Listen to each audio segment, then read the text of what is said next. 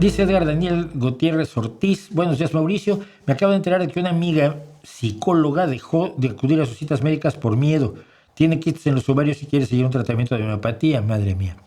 Por consejo de sus compañeros de trabajo, que como todo el mundo sabe, los compañeros de trabajo son médicos especializados en alteraciones del aparato reproductor de la mujer. Todas son psicólogas y tienden a creer en esas cosas en su ambiente laboral.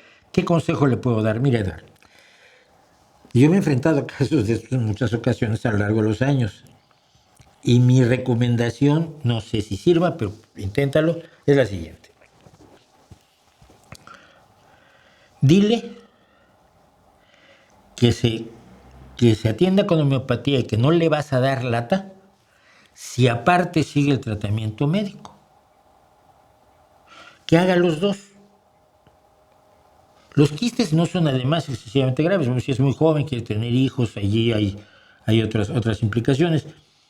Pero los quistes en los ovarios no son precisamente de vida o muerte, ¿no? Que hasta donde sé.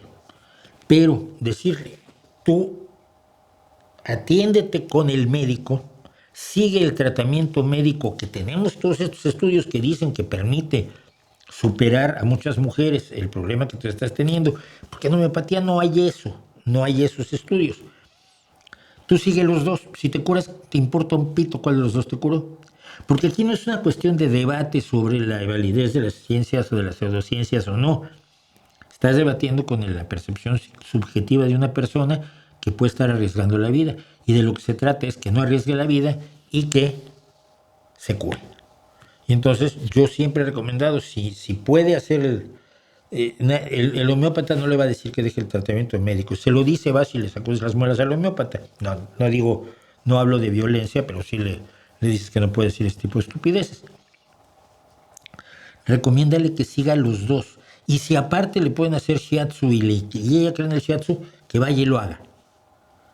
Tú y yo sabemos que lo único que le puede servir es el tratamiento médico validado con experiencias en estudios científicos, aleatorizados, doble ciego y cuidadosamente controlados.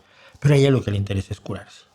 Entonces, esa es mi recomendación. No sé si sirva de algo.